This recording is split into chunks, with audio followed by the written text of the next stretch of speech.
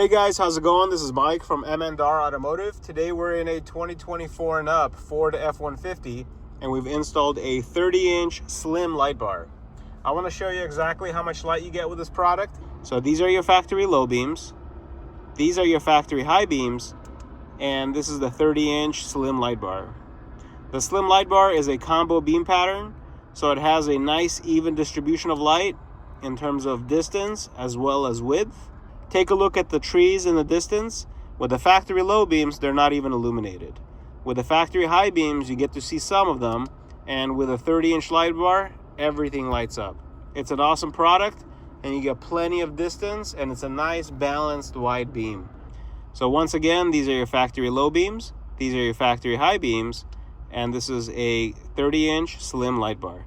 Thank you guys for watching. I hope you guys enjoyed this video, and please check out our step-by-step installation instruction video so that way you guys can get the confidence that you need to install this product yourself.